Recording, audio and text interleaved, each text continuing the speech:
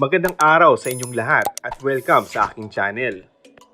Mas lalo pang na-excite ang mga fans ni Alden Richard at Julia Montes nang bumandera sa social media ang nakakagulat na eksena nila sa pelikulang 5 Breakups in a Romance. Kahit ang box office director at film producer na si Antoinette Hadaune ay hindi nakapagpigil sa mainit na eksena ng Asia's multimedia star at ng kapamilya drama actress. Siya kasi mismo ang nagpost sa kanyang Instagram account ng nasabing eksena ni Alden at Julia na kuha sa trailer ng pinakaabangan na 5 Breakups in a Romance.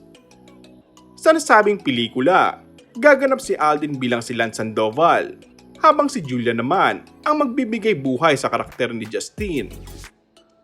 In this film, we'll try to answer how can you balance career and love. With love, we don't know when how to stop, say ni Julia nung nagsisimula pa lang silang mag-shooting. Sabi naman ni Alden, na-excite ako to be paired with Julia. Isa siya sa mga leading ladies so far. By far, na unang meeting pa lang, wala ng pretensions. Naramdaman mo na yung sincerity. Sabi pa ni Julia, sa tambalan nila ng Kapuso Matinee Idol, hindi na ako magkukunwari.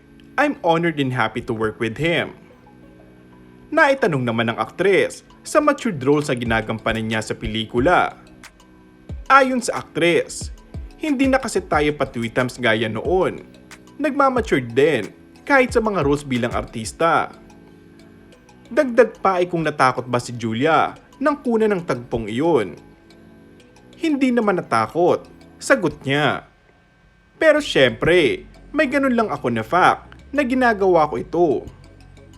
Pero wala namang ilang factor kasi okay kami ni Alden.